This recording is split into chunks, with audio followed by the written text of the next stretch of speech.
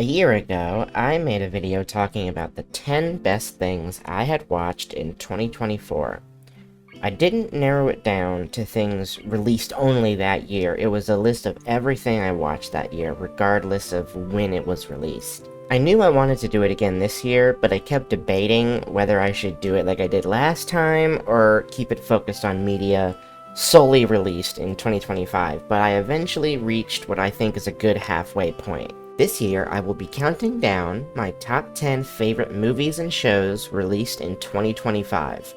And throughout the video, I'll also share my top 5 things I watched this year, or last year rather, that didn't come out in 2025, as like a bonus list while we go along. Personally, I think this year was like a golden year for fictional media, so welcome to my second ever list of the top 10 things I watched, this time in 2025.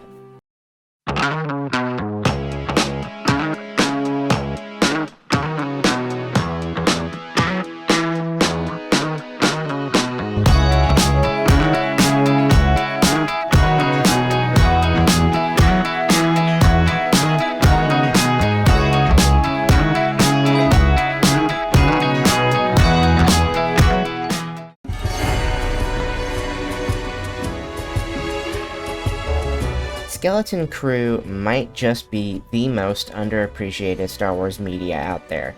It dropped last year and seemed to receive barely any attention. I didn't see anyone talking about this.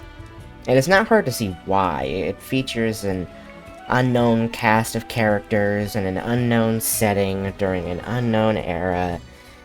It's also centered around a group of kids, giving the show a very Goonies, Stranger Things vibe, so I can see why it didn't catch everyone's attention. However, I ended up loving this show. The adventure is, like, so pure-hearted. It feels like a classic childhood movie full of whimsy and magic. But it doesn't feel overly kiddie either. It takes itself seriously. It's for all ages. It just happens to have that old-school sci-fi family adventure movie feel to it. The characters were likable, the action was pretty thrilling, the story was engaging. I don't know if there's going to be a second season or not. It doesn't really need one. The story could stay closed, but I definitely would say that the show has earned a season 2. And another space adventure with these characters would be a treat. It's just a fun show. If you're looking for a good time and you're a fan of Star Wars or just sci-fi in general, you'll probably like it. As much as I love Star Wars, it's not hard to see that the franchise has become somewhat stagnant in recent years. Shows come out about like the same old characters, rehashing old plot lines, carrying the same old character arcs. Skeleton Crew was a breath of fresh air, for sure. It was a creative take on the Star Wars universe that's definitely worth checking out. 8 out of 10, a fun time.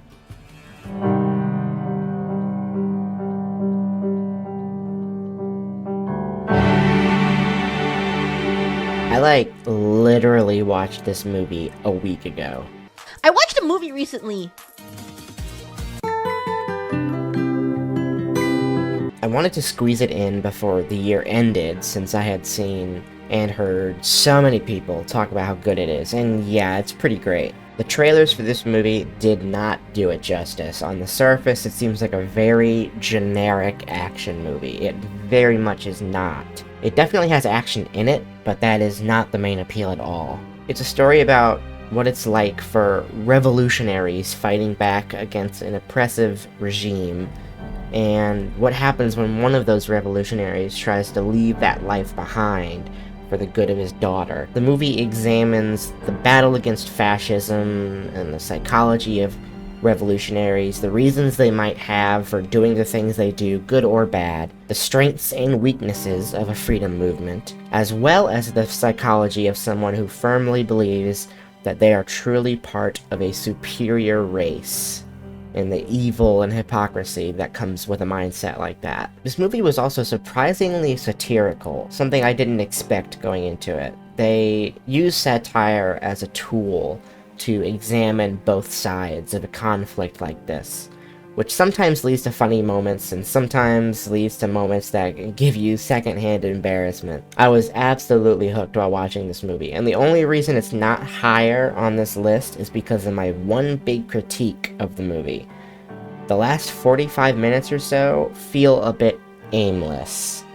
It's not bad or boring, but to me, it felt very apparent that they didn't know how to end the movie.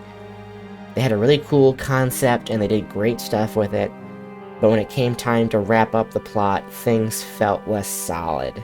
I didn't feel like I was watching the end to a movie when I was watching the end of the movie. Nevertheless, it was an awesome film, great story, great acting, great direction, great production. 8.5 out of 10. Now we take a pause from our main list and turn our attention to the first placement on my list of the top 5 things I watched in 2025 that did not drop in 2025. After watching the peak that was Oppenheimer last year, and knowing that I've always said my favorite movie of all time is Interstellar, it made me realize that I really needed to go through Christopher Nolan's entire filmography. So that was what I did throughout the year, excluding his very first film, which was more of an amateur production, and the Dark Knight trilogy. I watched every movie that Nolan has made. And yeah, the man doesn't miss. Absolutely my favorite filmmaker ever. And I really want to make a video one day where I rank all of his movies so I can talk about them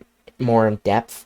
But for now, Inception is number 5 on the bonus list.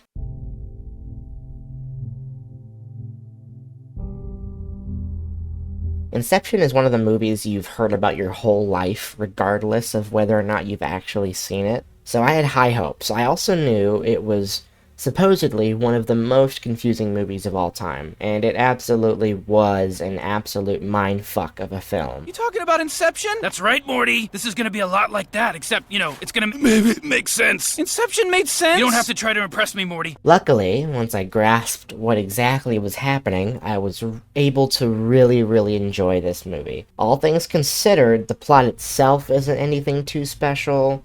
The main story isn't super interesting. The characters don't have that much depth. Why did I put this on the list again? No, but what makes this movie so good is its concept and premise. Once the ball really gets rolling, what you're watching is just so engaging and honestly just really creative. It demands your attention. It's essentially a movie about a mind heist. They're hijacking someone's mind. How cool is that? The directing and production is really good. I don't think this movie would have worked without some solid directing, and luckily it had that. I definitely understand now why this movie had the hype that it did. I'll give it an 8.5 out of 10, but it ain't the last Nolan movie you'll see on this list. But for now, we jump back to the main list for number 8. Now that Invincible has become a yearly drop, it's much easier to keep the hype train going for this show. Season 3 was confirmation that the success of Season 1 was not just a fluke. This series has the juice. Season 3 really rose the stakes of the entire Invincible universe. It showed us that characters can die, our surviving characters can undergo some seriously heavy development, and that the level of danger our heroes face is continuing to grow with each season. The hierarchy of power in the Invincible universe is about to change. Mark continues to be an extremely likable main protagonist, and his journey as a character is by far my favorite thing to watch. Eve is also great, Cecil is great, and so many other characters are great. Season 1 is still my favorite season so far. I think it'll be really hard to top that first season, but seasons 2 and 3 have still proven the quality of the show as a whole. I'm not sure which season between the two I like more, because while season 3 has higher highs, season 2 feels a little more consistent. Season 3 definitely has a lot of filler, and as a season with so much interesting stuff going on, it makes the filler all the more of a slog to get through. But once the train gets going about halfway through the season, it doesn't slow down. The last 2 episodes in particular are some of the best in the entire series. They've got me super excited to see the series continue. I haven't read the comics, obviously, so I'm going forward with fresh eyes. My one big complaint is a complaint that I had last year. That is the show's inability to balance its animation budget. The last 2 episodes had great animation. The finale in particular, they truly went all out. But during all the less monumental episodes, it can feel like I'm watching a fight between 2 pieces of clip art. They're either barely moving or the fight is over so fast that all the characters involved feel nerfed. They need to find a better middle ground, and I'm hoping they do improve in that department for season 4. But I'll give this season an 8.5 out of 10. The show still has the juice, baby. When I heard that Vince Gilligan was making another show, I had high hopes it'd be another banger. Breaking Bad, and even more so, Better Call Saul are 2 of my favorite shows of all time. Then, when I heard Pluribus was getting such good reviews, I was confident I'd be stepping into some peak, and damn right I was. Pluribus has such a unique premise that I've never seen in another show before, at least not quite like this. Episode 1 grips you immediately, and you just want to keep watching to see what happens next. Ray Seahorn is phenomenal in the lead role. Kim Wexler is one of my favorite characters in the Breaking Bad universe, one of the best characters because of what an amazing actress she had. So I had no doubts she'd crush it, and she absolutely did. The show raises a lot of interesting questions and hypotheticals about things like sentience, free will, independent thought, the gears of a society, the purpose of life itself. It's very easy to be convinced of a point of view that you may not have had while starting the series. The one big complaint I've seen raised against Pluribus is that it's very slow, but I didn't feel that at all while I was watching. I wouldn't say that it's not slow, but that's just the Vince Gilligan style of storytelling. It was exactly the same during Breaking Bad and Better Call Saul. Both of those shows moved at a snail's pace sometimes, especially in the early seasons. But just like those shows, I'm positive that Pluribus will look even better once it's a completed picture, and we don't just have its very first season to judge it by. Let it cook, let it cook. I'm really looking forward to seeing where the show goes from here. For now, it's a high marks, 9 out of 10. It's Plurbin time. We're going back to our bonus list for a moment. Number 4 on this list will be the movie Look Back.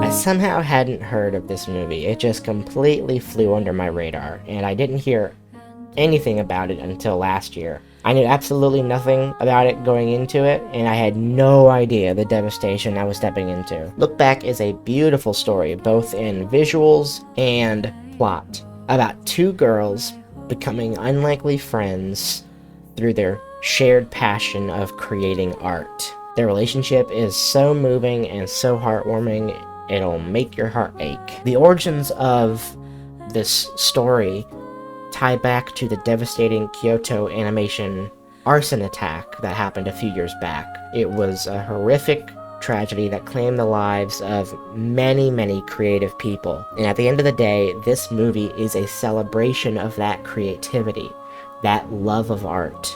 It's a tribute to the passion of those we've lost and those who are still here, still creating for the world to see. This movie is a love letter to art itself. It'll make you cry just as well as inspire you, so I can't give it anything less than a 9 out of 10.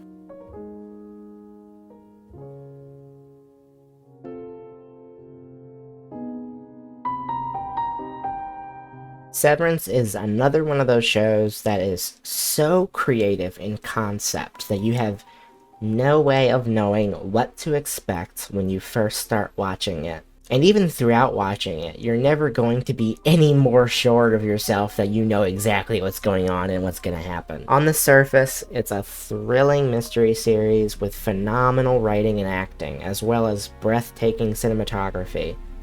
Below that surface lies a cutting examination of the work-life culture that has emerged over the last few decades.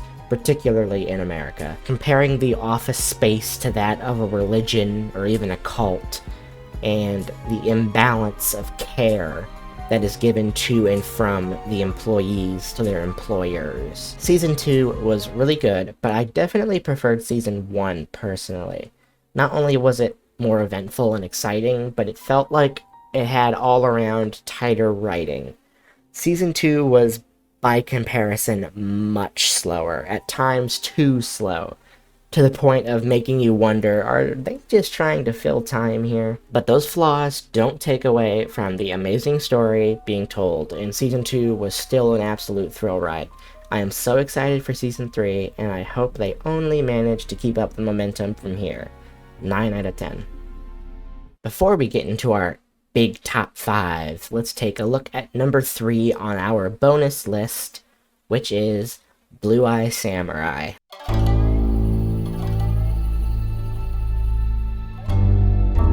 This show surprised me big time. It's really not a genre I'm typically interested in, but holy shit, not only is the story engaging, the animation is so good. And the main protagonist was one of my favorite characters I'd watched all year. Her journey as a female samurai in disguise sounds fairly straightforward, and a half-blooded quote-unquote samurai at that, but it's such a gripping tale of self-acceptance, as well as like a really fascinating look into samurai culture, which I know nothing about, so they could be making shit up and I'd have no way of knowing. Absolutely watch this show if you haven't already, you won't regret it. I'm crossing my fingers that Season 2 comes soon. Most likely not 2026, but I'm pleading for a 2027 release. 9 out of 10, phenomenal series. We've made it into the top 5 shows and movies from 2025. We're getting into the real cream of the crop here. The peakest works of fiction. This movie I not only had the privilege of seeing in theaters, but I saw it in a completely empty room. I had the whole theater to myself as I watched the amazing movie that was Chainsaw Man. The series was one of those big surprises for me. I knew the animation would be stellar because it was MAPPA, but the series really did not appeal to me from the outside. It looked like a pretty basic, bloody, action-packed anime, your demon slayers, if you will. But what I found instead was a surprisingly deep story about the different ways people handle their trauma, and the ways in which the world at large may try to exploit that. Denji is such a fascinating character, and Makima is such a magnetic, malevolent presence, so I was very excited for this movie to come out, especially since it had been so long since Season 1 of the show. I'd also never seen an anime film in theaters before, and I knew if there was ever a movie to have be my first ever movie theater anime experience, it would be this one. And I was absolutely correct. This movie is incredible, a spectacularly animated, hauntingly moving story. And it's truly impressive they were able to get through this entire story arc in one movie without it feeling rushed. The pacing is great, and the way it's all handled is just so good. Rize is absolutely the standout character of this movie. She steals the show. She is the perfect balance of a terrifying antagonist while also being an extremely sympathetic character. You don't want her to win, but you don't necessarily want to root against her either. That being said, there were more than a couple of times where you just wanted to say, Denji, stop standing around and talking and use your damn chainsaw, man. Say that again? If you like Chainsaw Man, you'll love this movie. It confirmed to me that I was right to get invested in this series, and made me love it even more. My boy Denji deserves to be happy. Maybe it'll happen in Season 2, right? Right? 9 out of 10. Number 4 is a big one, possibly one of the biggest cultural takeovers of the past few years, comes from this show right here, which is... Now, I'm cheating here a little bit. Technically, only Season 3 came out in 2025. However, I'll be ranking both Seasons 2 and 3 together. Not only did I watch the whole show this year for the first time, but Seasons 2 and 3 are really one story, and the only reason they were split into 2 different seasons is because Netflix wanted to milk that squiddy hype for all it was worth. I actually thought that this sequel storyline was really, really good. I was incredibly hooked the entire time, and they did a great job introducing so many likable characters. Even the characters that you hate are very engaging, more so than the first seasons. In fact, I might go as far as to say that I was more invested in these characters than most of the characters in Season 1. Now, the characters are definitely what carries the story here. Anything outside of what's going on within the games on the island is quite boring, and towards the end especially, they start getting very trigger-happy, which isn't unexpected, but I couldn't help feeling like a lot of the characters got killed off, like, just barely before they should have been. You get so invested in them that you kind of forget you're watching a show where the whole point is that everyone is constantly dying and no one will ever be free from misery ever again. Still, I was thoroughly engaged. Where a lot of people's complaints start coming in is during Season 3, and especially the very end. I still enjoyed the last few episodes, but there are definitely a few writing choices where you kinda just have to go, Okay. Regardless, Squid Game proved it was not a one-hit wonder. It was an absolutely worthy sequel. I loved watching it, despite how depressed it made me. 9 out of 10, and yes, this list has many 9 out of 10s. Eat my ass. Speaking of Squid Game, let's just look at number 2 over on my bonus list, which is, of course, Squid Game Season 1. The OG. I don't have much to say about it that hasn't already been said by countless other people, or isn't something I already covered with the following seasons, but it's undeniable that Squid Game Season 1 was truly lightning in a bottle. They really hit something special here. The premise is insanely gripping, the characters are great, the big plot moments are devastating. Watching the show was absolutely one of the big highlights of my year, even if it drove me insane sometimes. Okay, let's kill him. Let's kill this guy. Let's beat him to death with hammers. Amazing show, 9.5 out of 10. We've made it to the top 3, ladies, gentlemen, everything outside and in between. These were the absolute best of the best that I watched this year. These were well and truly golden.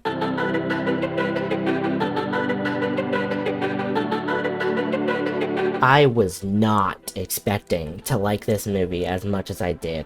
I'm pretty indifferent to K-pop and movie musicals, and this is definitely a movie that is mainly geared towards kids, but goddamn if this plot wasn't incredibly moving. In a very similar vein to Blue Eye Samurai, Rumi's journey is all about self-acceptance. In a world that she believes would never accept every part of her, she keeps these parts of herself hidden from even her closest friends, and we see what it's like to be living that kind of a lie, out of fear of being rejected. The lesson is simple, but never not worth telling. You are who you are because of every single piece of you, and every piece of you is something worth loving and celebrating. Never be ashamed, never hide yourself. You'll find that a life without the lies is far more fulfilling. And it goes without saying that this movie has some absolutely banging music. Every song in it is good. My personal 2 favorites are How It's Done and This Is What It Sounds Like. A super fun, super touching movie. For me, it's a 9.5 out of 10. Watch it. 2025 was a great year for movies. Plenty of amazing films dropped throughout the year, but there's one in particular that stuck with me. One that I liked so much, I now consider it one of my favorite movies of all time, and that is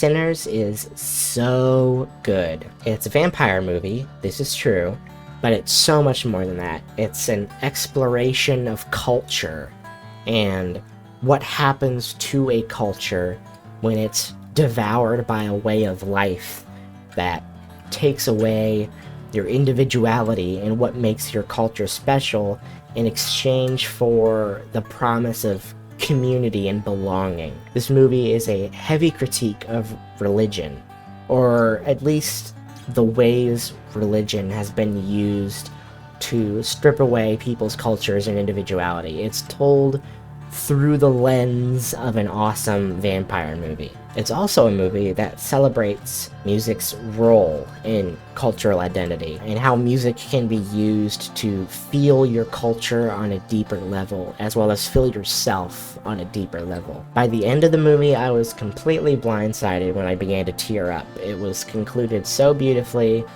that it was almost inspiring. Movies like this don't come every year. If you haven't seen it yet, do yourself the favor of watching it. There's something for everyone to take away from the experience. You'll be glad you watched it. In my eyes, this movie is a perfect 10 out of 10. Now let's take one final look over at my bonus list. It's time to see what my number one thing I saw was in 2025, which came out 25 years prior. The very first movie I watched in my journey through Nolan's films. Memento. Memento blew me away. It seems like such a simple movie. Everything happening in the plot is simple. There's no crazy action or crazy high stakes, but the premise is so engaging and they executed it so flawlessly that it now sits behind Interstellar as one of my all-time favorite movies ever. It follows a guy who has no short-term memory. Every few minutes or so, he forgets everything that just happened. He can't form new memories after an experience that damaged his brain. So he leaves notes for himself to read once his memory resets. But what makes this movie so brilliant is that the scenes are structured in reverse. The first scene of the movie is actually the final scene of the story. We see how it all ends right at the beginning, but we have no knowledge about what's going on or what happened leading up to it, just like the main characters. And the movie progresses backwards, scene by scene, gradually revealing to us bit by bit what exactly is going on. And this movie has some big twists. An unforgettable experience, a movie that made me fall more in love with movies as a medium in general. I see it as a perfect 10 out of 10. Absolutely watch it if you haven't already. Before getting into our final pick here, let's take a look at some honorable mentions. There's only 3, but they were all on the list at one point or another before getting bumped off the list as I added more to the list, so they're still worth quickly mentioning.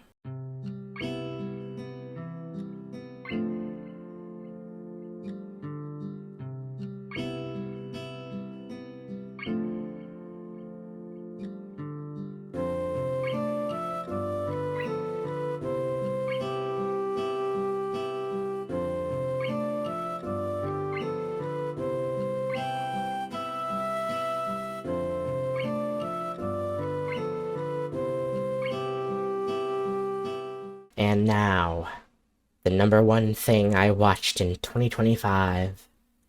This season of television blew me away. It was the final season of this particular show, and now I view this series as one of the only truly perfect pieces of fiction out there. And that beautifully perfect show is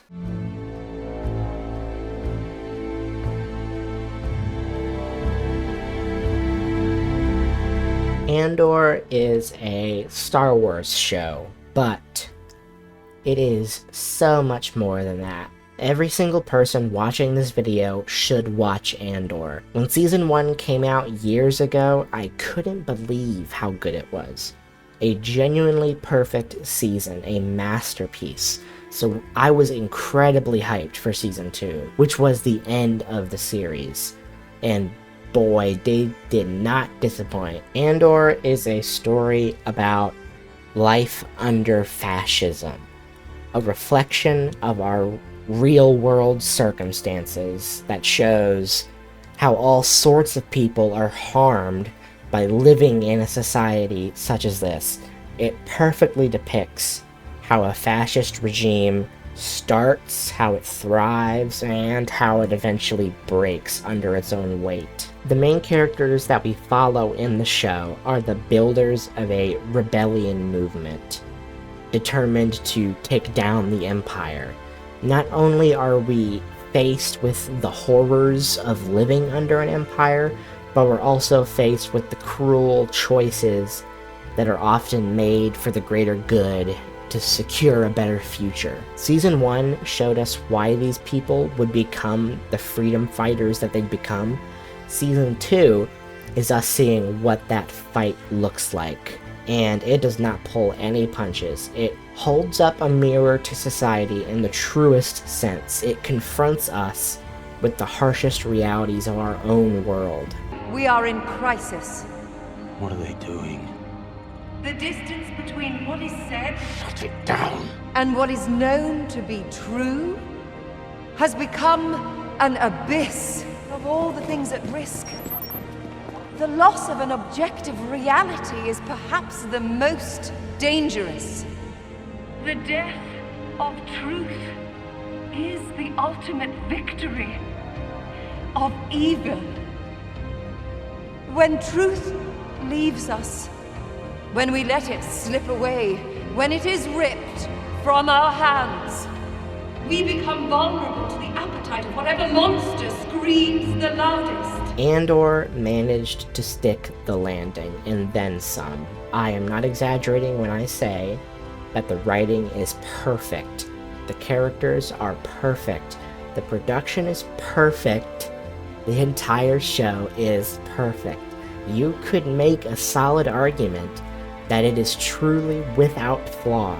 Andor is a 10 out of 10 masterpiece. It is life-changing. I don't know if I'll ever see a show this good again. I hope that I do, but even if I don't, I'll forever cherish that I was alive when this work of art was released to the world. Remember that the frontier of the rebellion is everywhere, and even the smallest act of insurrection pushes our lines forward. And then remember this. The Imperial need for control is so desperate because it is so unnatural. Tyranny requires constant effort. It breaks. It leaks. Authority is brittle. Oppression is the mask of fear. Remember that. And know this. The day will come when all these skirmishes and battles, these moments of defiance will have flooded the banks of the Empire's authority, and then there will be one too many. One single thing will break the siege. Remember this. Try.